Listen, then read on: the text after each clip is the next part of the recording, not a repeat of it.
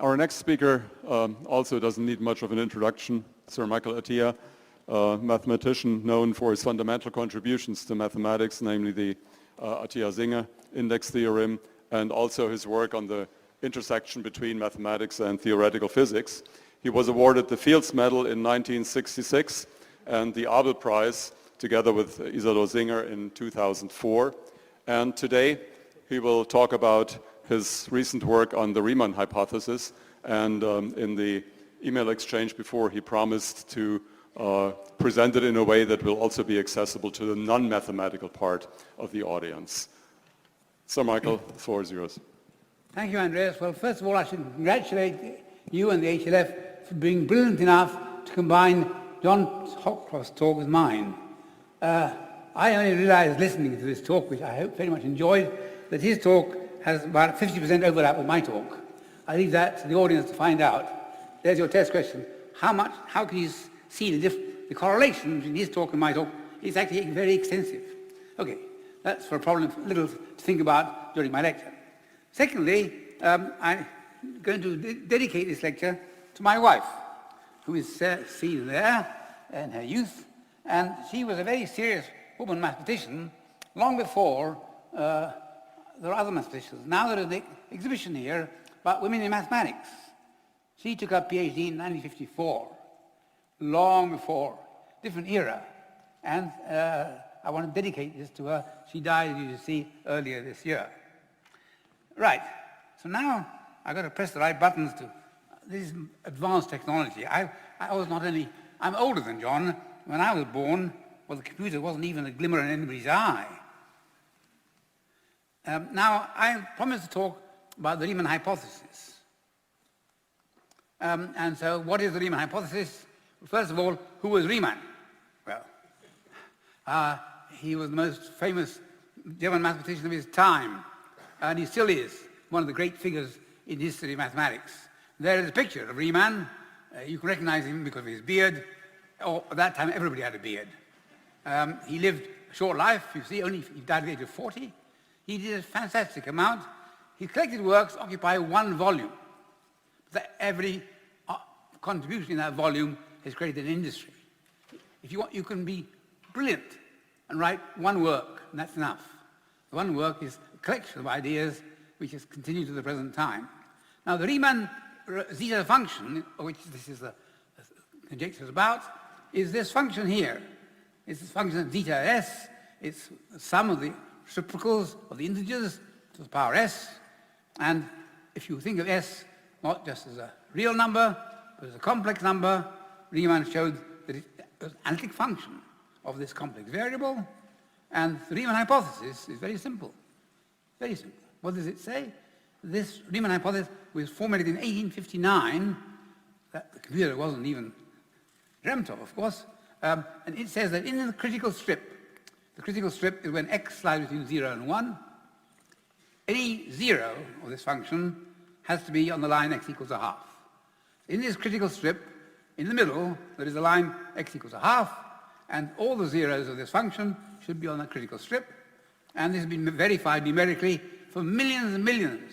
Every computer you can throw at it always finds the zeros on this line, but there is no proof. Computers can't produce proofs yet.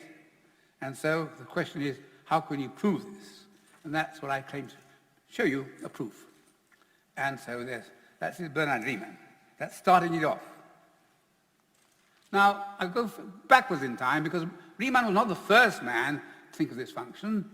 An earlier man, another great mathematician, greatest mathematician of the 18th century, was Leonhard Euler. Euler, of course, was a famous Swiss mathematician, and he observed, very fundamentally, the formula called the Euler product formula.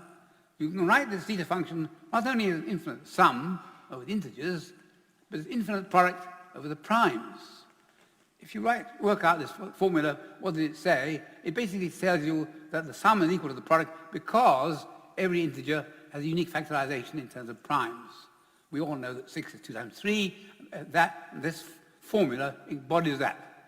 So this is a theorem that relates infinite sums, infinite products. And with that formula, Euler was able to do marvelous things. Euler became very famous as a very young man. So young men, young women as well in the audience, think, if you want to be famous, what do? Well, you solve a very difficult problem early on. And the problem was, if you sum this series, 1, 2 to the s, 3 to the s, what happens if s equals to 2? What is the value of the zeta function at 2? Well, it's easy to see that some number is a convergent series. It adds up to a number, but what number? And the whole mathematicians in Europe couldn't solve this problem. Euler, as a young man, found the formula. What was his formula? It was the most beautiful formula. It wasn't any old nasty number. The value of zeta function at 2 was pi squared over 6. You all know what pi is, I hope. Well, if you don't know what pi is, you can read about it, go back and read Archimedes. But pi squared over 6 was this number. It's a magical number. Everybody was staggered. He became immediately famous. He was appointed to the emperors, Catherine of Russia, Frederick of Prussia. They all offered him jobs. He was like, Messi or Ronaldo in football now. Everybody wanted him on his team, and they paid him lots of money. He had a good life. And now his collected works occupy 73 volumes. They're still publishing them. The last volume, they're still unpublished volumes. And these 73 volumes are fantastic. But you see, Riemann published 1 volume. Euler published 73. Well, they're both great mathematicians, so you can be a great mathematician in many ways. You can publish 1 volume or 73. But you have to choose the right volume. Not any more volume. Now, why is the Riemann hypothesis interesting? Yes, the hypothesis says some function has its zeros on this line. Well, why is it interesting? And also, why is it difficult? We told you it hasn't been solved yet, 170 years afterwards. Well, the reason is because of the connection with the primes numbers, look at prime numbers. They go 2, I hope I got them right. No, you don't count 1, 2, 3, 5, 4 is on a prime. 5, yes, 6 is on a prime. 7, yes, 8 is on a prime. So you see, they're irregular. And as you go further and further out, they seem to have very odd behavior. So very local irregularity, but it turns out that for very large numbers, they have an asymptotic regularity. So they have both asymptotic regularity and the local irregularity. And it's very intriguing. And people have been struggling with this for hundreds of years and still are. If you want to work on a problem, number theory has infinitely many problems. Now, for example, you ask the following question, very naively. How many primes are there less than n? N is a big number. You choose n, whatever you like. It's a notoriously difficult question. You can get approximate answers, numbers depending on n, and this is a fundamental problem. How do you know how many primes there are less than n? And it turns out the Riemann hypothesis is interesting because if you can prove the Riemann hypothesis, it leads to the best possible answers. We know what the best possible answer is. The Riemann hypothesis will tell us. And if you don't get the Riemann hypothesis, you don't get the best answer. So it's very simple. Solve the Riemann hypothesis, and you become famous. Well, if you're famous already, you become infamous.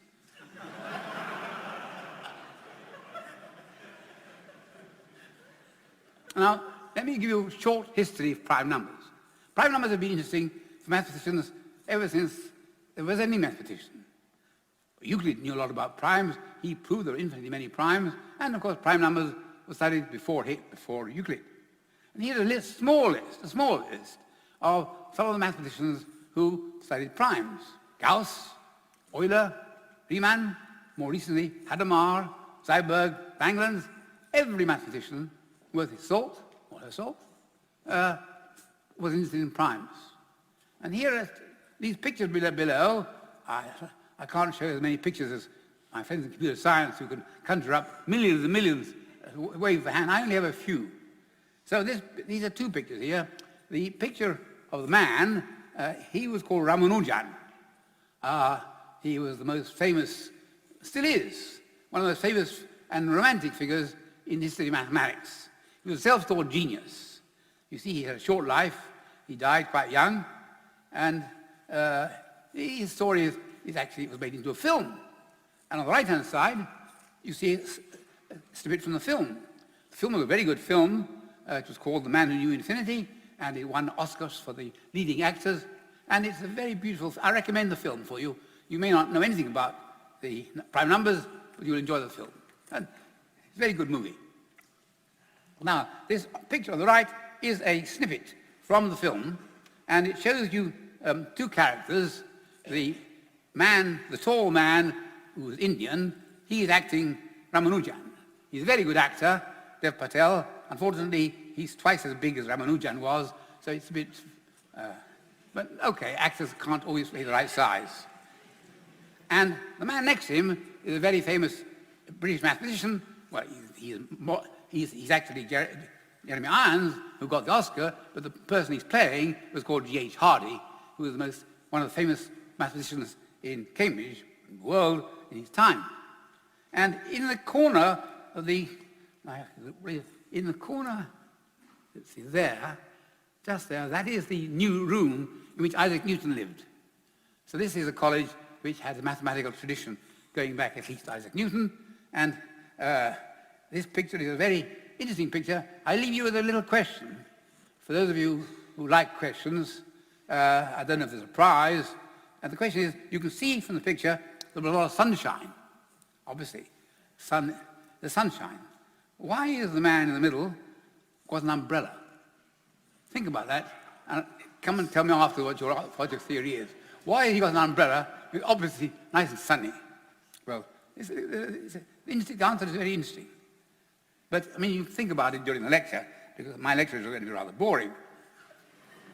So now, among the theorems that you can prove with the Riemann hypothesis, I tell you in particular there is an asymptotic regularity of a certain kind, but actually that can be proved separately without the Riemann hypothesis, and it's called the prime number theorem. Now, the prime number theorem gives you some information about asymptotic distribution of primes. How many, as you go very far out, how many primes do you find, asymptotically? And there's a very precise formula, and there's beautiful analytical proof of this by two famous French mathematicians, and their pictures are down below, Hadamard and de la Vallée-Poussin, a rather nice name that rolls off the tongue. And you see, they were dressed a bit differently. De la Vallée-Poussin, obviously old style, high collar, very handsome-looking man. And then there, on the right-hand side, it turned out there was an elementary proof which didn't use any analysis. People thought you couldn't give an elementary proof, and that proof was given by Astley Selberg, all right, famous Norwegian mathematician who was my colleague at the Institute for Advanced Study in Princeton, and there's a nice picture of him.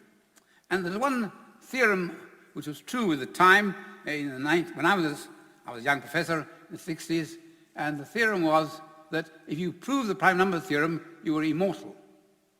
And there was no counterexample.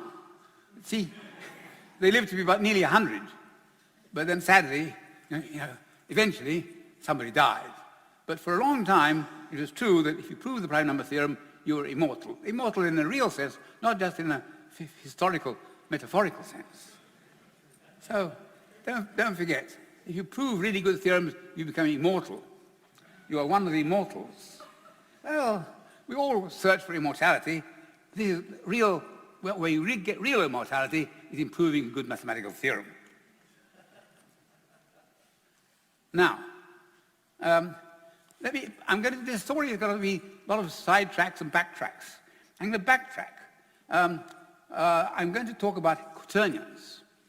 Now, I'll tell you later on what the quaternions got to do with prime numbers and the Riemann hypothesis. It's totally irrelevant, you think. And not so. And what are quaternions?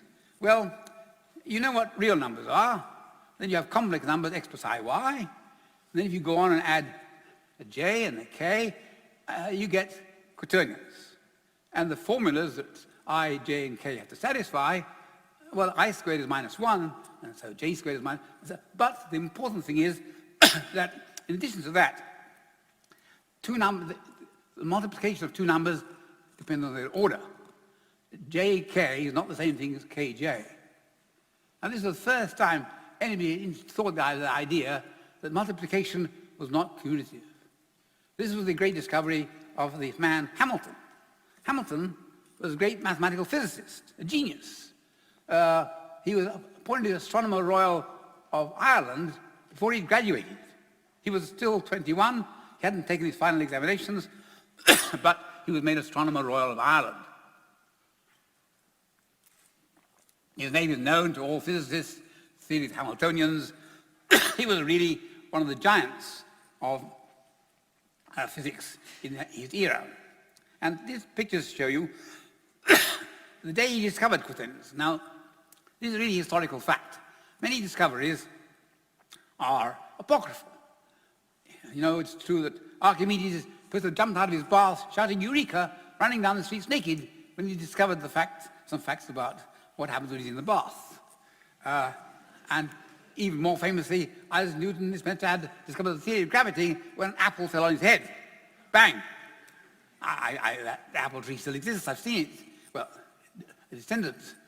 But these are apocryphal, there's no evidence. There's no eyewitness just telling that Archimedes ran down the street naked. There are no real witnesses to Newton and the apple. But Hamilton, there is a witness. Because as he had this brilliant idea about quaternions, as he was crossing a bridge in Dublin. He was Irish, lived in Dublin. And crossing this bridge one day, in 1843, flash of inspiration struck him, and he suddenly realized the quaternions. And if you want to know what inspiration is, you look, there's the bridge, there is the plaque, here's a copy of the plaque.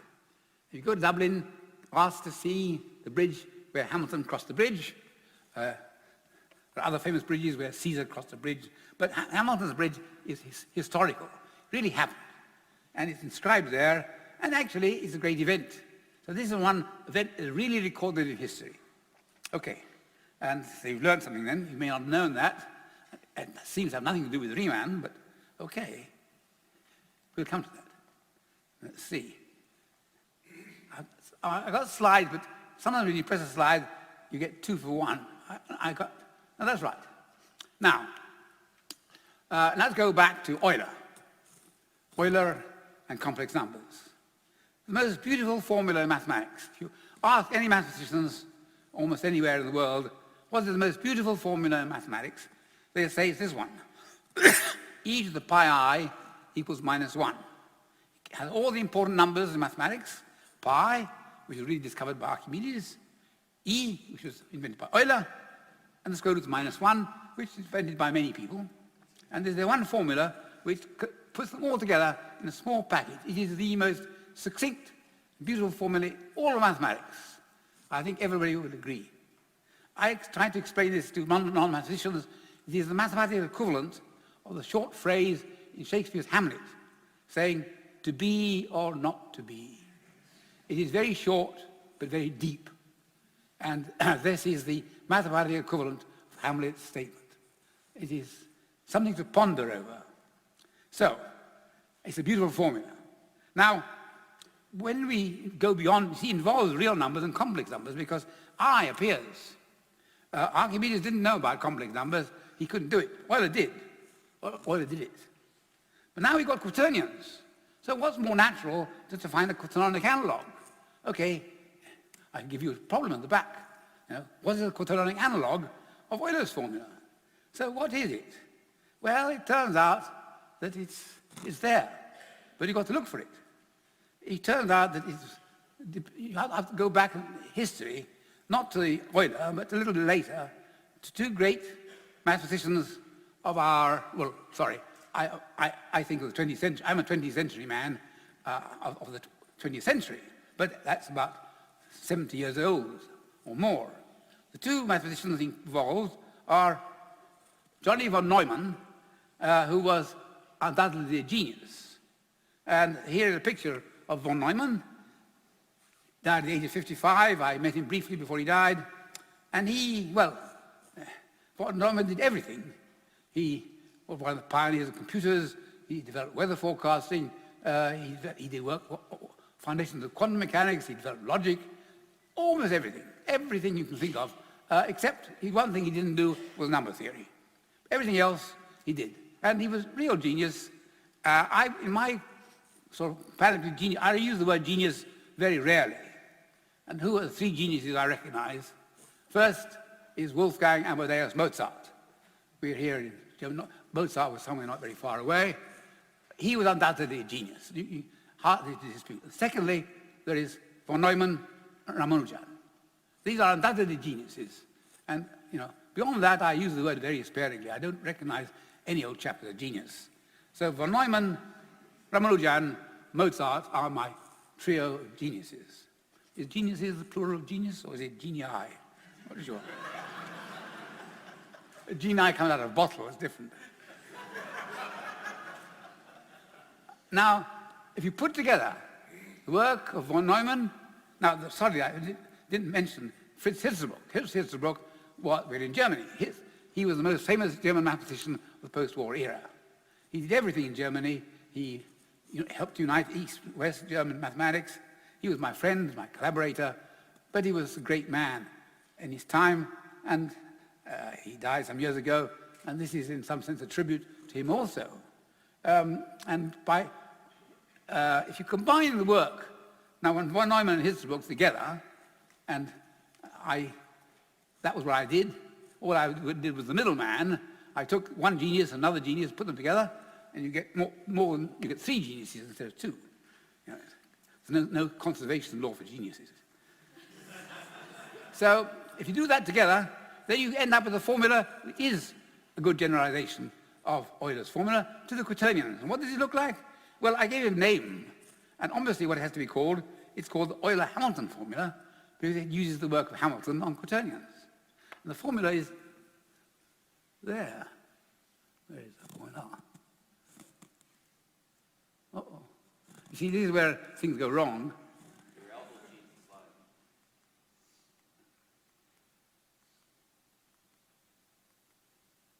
I think we're right. Here we are. Euler-Hamilton formula.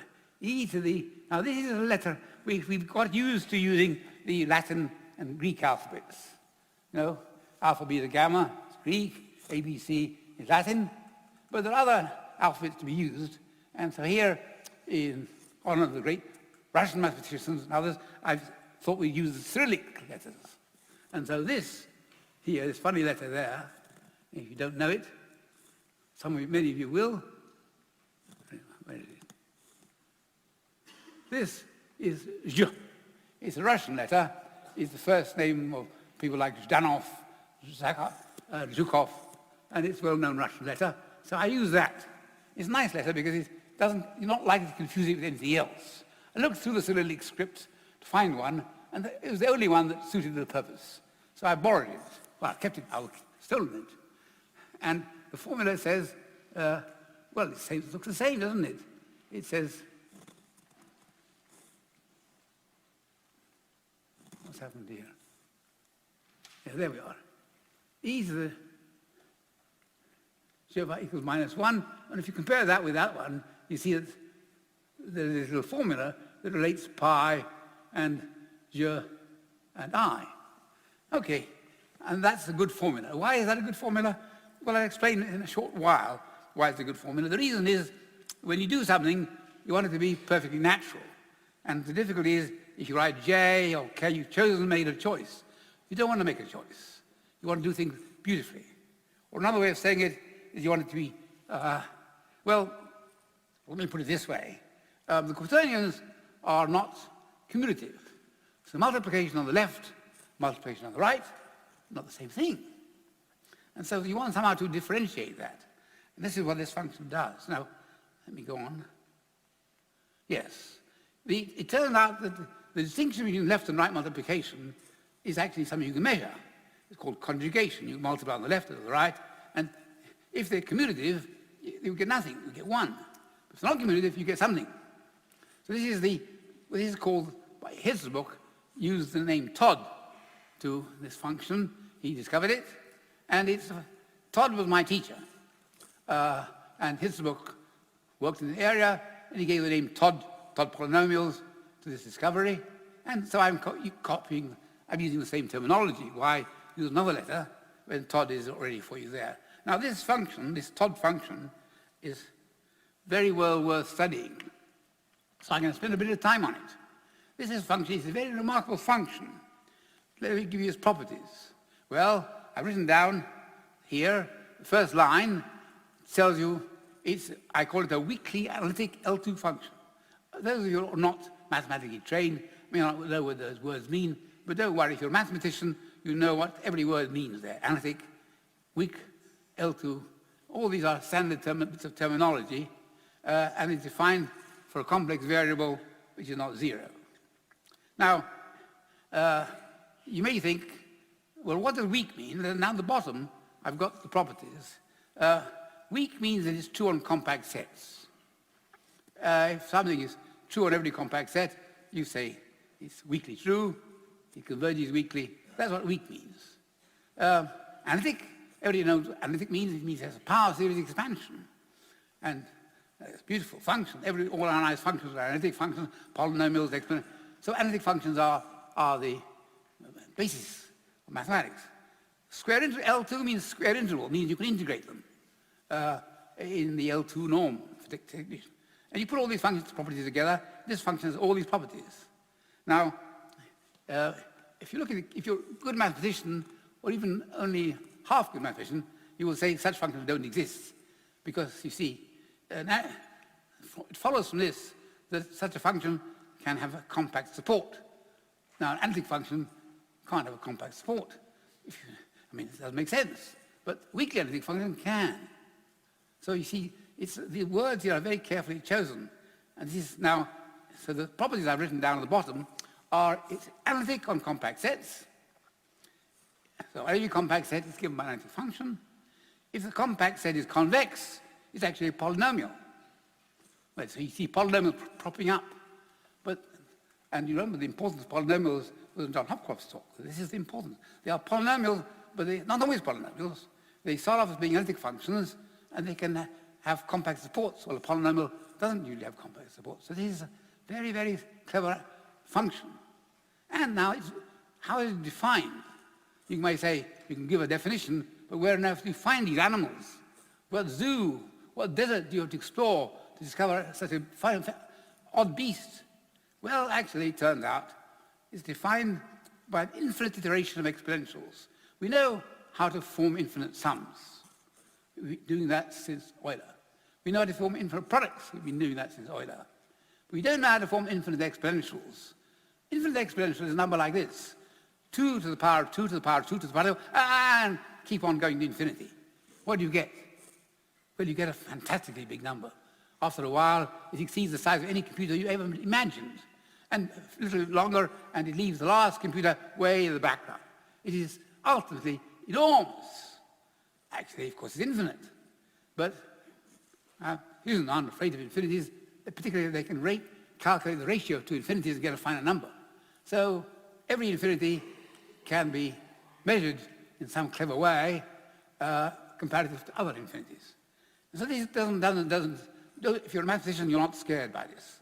Nevertheless, nobody really ever thought seriously about infinite iteration of exponentials. It's a dangerous game, and in fact, you might think it's dangerous territory to enter into this game, and you'd be wise to keep away from it. Except that I don't need to do that because this was done by von Neumann. And von Neumann is such a genius. If I have him on my side, it's like going into a room with the best lawyer you can get. If you've got the best lawyer, nobody can argue with it. Nobody would dare to argue with von Neumann about logic and things like that. So von Neumann tells me it's okay, and I just take his word for it. I can see what he's saying, but I wouldn't believe myself. But I believe von Neumann. And I think von Neumann is well known, of course, to people in computer science, as well as to mathematicians. He was really guru. So with von Neumann behind me, this is all great, marvelous stuff. These things exist, and the infinite iteration of exponentials is actually a very powerful technique because when you do things infinitely often, they get more and more powerful all the way through. Now, so now this TODD function is really a magnificent animal. It does exist. It was discovered not in the steppes of the desert, but by going back and searching the literature and reading von Neumann's papers. It was there. All you had to do was find it. Now, That was all very nice. What on earth has got this to do with the Riemann hypothesis? Right. Now, one thing you can tell, if somebody wants to claim to prove the Riemann hypothesis, there have been so many false proofs. If you press Google, you'll get 100 false proofs of the Riemann hypothesis straight away. Well, there are proofs which are claimed, not believed, disproved. You know, nobody believes any proof of the Riemann hypothesis because it's so difficult, nobody has proved it, and so why should anybody prove it? Now, unless of course you have a totally new idea. If somebody comes along and says, I'm just using the old ideas cleverly, they'll say, no, that doesn't work. There are cleverer guys than you who try to do this, it doesn't work. If you say, I've got a totally new idea, they say, oh, well, that's interesting, let's see what you've got. Okay, so I claim I've got a totally new idea. I've told you what a totally new idea is. It's due to von Neumann and Hirzebruch. So there is a powerful, and so that is a powerful method. Now using this TODD function, and now the TODD function, I studied that. See, people prove difficult theorems, for example, sometimes by spending 10 years of their lives, single-minded purpose, like Andrew Wiles proved Fermat's last theorem very famously. I wasn't trying to prove the Riemann hypothesis. I hardly knew what the Riemann hypothesis was. Not the number theorist. I knew this was way outside my area. I was doing something quite different. What was I doing? I was doing something quite different. I was discussing a problem in physics. It's called something concerns the fine structure constant, called alpha. And here is, I identify this alpha with that number G, or inverse, and it's a well-known number. It's 137.035999, so it's a well-known number like pi. Now, it turns out that the Riemann hypothesis was just a bonus. I wasn't looking for it, and I was trying to prove this. Let me digress now, tell you why the fine structure constant was interesting. Why is the fine structure constant, what is it? Why is it interesting? Well, I will quote to you two people. One is Richard Feynman, very famous theoretical physicist, Nobel Prize winner, and a man who can express himself with great force. The other one was someone not so well known in the mathematical world called Jack Good. He was actually a statistician, cryptologist. He worked with Turing during the war, and he went to America later on, and he's actually quite well known, I think better known to computer scientists than he is to mathematicians. So these are two very famous people, and Good didn't die that far back. Now here is what Feynman said. I'll read it to you because it's worth saying. Alpha is this number. And what Feynman says is, where does alpha come from? Is it related to pi? Or perhaps to E? It's a mathematical number. Nobody knows. It's one of the great damn mysteries. Sorry for that. I'm not swearing, he's swearing. It's like the great damn mysteries of physics. A number that comes to us with no understanding by man. Sorry, man, woman. You might say the hand of God wrote the number, and we do not know how he, with a capital H, pushed his pencil. So you see, it's very, very sort of theological. What is this number on earth? And Good was more modest. He just said, we need a fundamental theory that provides a Platonic explanation of alpha. We don't want just numbers. Lots of people try to find what alpha was by playing around with formulas involving pi, and you can make almost any number you like. Arbitrary accuracy by fiddling around with a few formula. That's called numerology. That would be no good for Good. With a name like Good, you have to be good. So, and so I claim that my explanation up there satisfies those. So I worked for a long time. Well, not so long. I went to a conference in Singapore, when was that? I think in January last year, and I met a lot of good physicists, Nobel Prize winners, and particularly Gerhard Tuft, and they convinced me that understanding the fine structure constant was really a fundamental question. But it was a mathematical question. Here's a chance for a mathematician to contribute to theoretical physics. So I struggled, and eventually I found the answer, and the answer was what I've given you. It came from this combination of ideas going back to von Neumann and Hirzebruch. So that was the fine structure, and I was very pleased. I put my feet up, I opened my champagne bottle, and, metaphorically, but if you want to buy me some champagne, I'll be happy. And then suddenly one day, I started to look down, and below me, I sort of found this I had a proof of the Riemann hypothesis. I stumbled over it. I wasn't looking for it. I wasn't trying for it. I was solving a quite different problem. This is a good example for young people at the back. Sometimes the problems you get are by indirect approach. Solve problem A, if it's hard enough, it might solve problem B, which you don't even know about. That is the beauty of mathematics, the transposition of ideas from one front to another front, across centuries or across oceans. So this is an example. Now, now I get back. How does this help to prove the Riemann hypothesis? Okay, I told you all the ingredients. Where's the punchline? Here is the proof. Okay, this is the entire proof on one page. So we're going to prove the Riemann hypothesis by contradiction. The Riemann hypothesis says that in the strip, and there's a picture of the strip. Let's see, where are we? Why is this not working?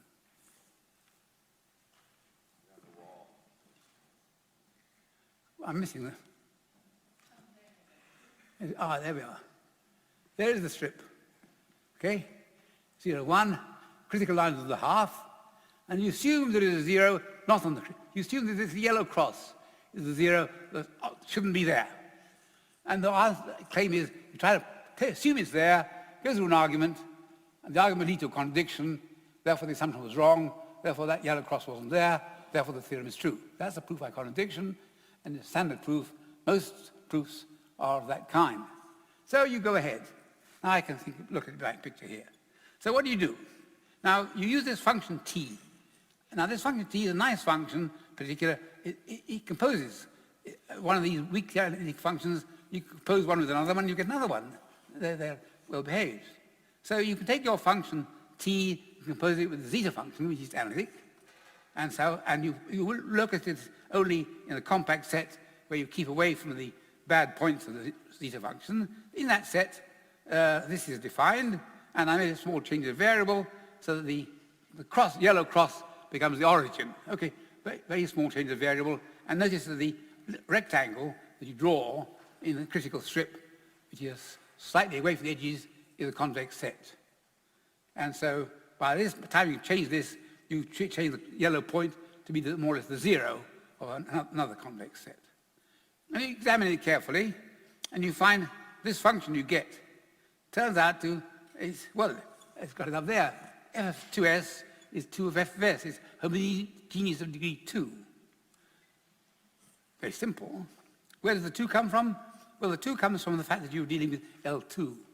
If you took LP, the LP difference between 1 and 2, you'd get P instead of 2. That doesn't matter. The important thing is you get a non-zero number bigger than 1. And then this homogeneity, well, if you take 2, a function like that, which is actually defined at the origin and vanishes at the origin, is actually a quadratic polynomial. It's quadratic, it's degree 2, it's homogeneous degree 2, and it vanishes at the origin, well, that function is 0. So I've written it down for you. In other words, a function is analytic, and it's equal to 0, it implies it's identically 0. If f is identically 0, go back, the change of variable from f to zeta is actually a birational transformation, so if one is 0, the other is 0. Contradiction in the proof, QED. It is extremely, you see, just a few lines. All the hard work is going into this function t, but that was designed for a quite different purpose. That was designed for the purpose of physicists, to impress physicists. Now, by chance, by accident, I stumbled on this. Well, that's very nice, isn't it? You discover something by mistake, or not by mistake, but by doing something you weren't expected to do. Right, well, I think I better move on fast, since my time's running out. So where do we go from here? Solve the great problem. Where do we go?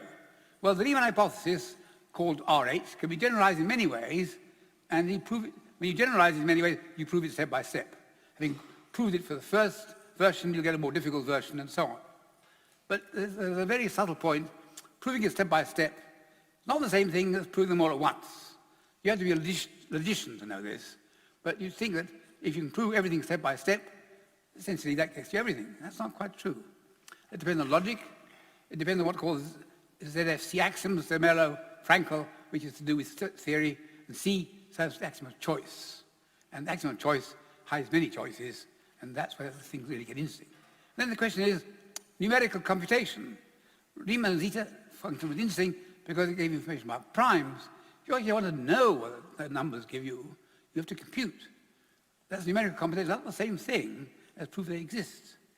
Now here there's a lot of work for young people. When young people are here, they hear that a problem has been solved, the thing is all done with. Not at all. This is just the beginning. Now you can use lots of people in mathematics, computer science, logic, and physics, they can get to work because lots of questions remain to be solved. And then the question is, the most general version of Riemann hypothesis altogether, I claim, should be thought of as undecidable theorem, and that's the kind of theorems that Kurt Gödel made famous. So that's the task for the future. Beyond this, use the most powerful tools you've got available, examine every conjecture, proven and non-proven, and decide which are effectively computable and on what time scale. Some questions you need to know the answer tomorrow, some you need to know yesterday, some you can wait for a year, sometimes you can wait for 1 billion years if you want to know the future of the cosmos, and decide which decisions you have time to wait for. By the way, I put the word non-frozen in there. In the British courts of justice, English courts of justice, you can be found guilty or innocent. It's a binary choice. But in Scotland, which is more subtle, there's a third choice. It's called non-proven. You can be found guilty, innocent, or non-proven. That's actually much more subtle logic. And come to Scotland if you've got a subtle case. Okay, well, I've really gone on too long. Probably used up my question time, but I better stop there. Thank you.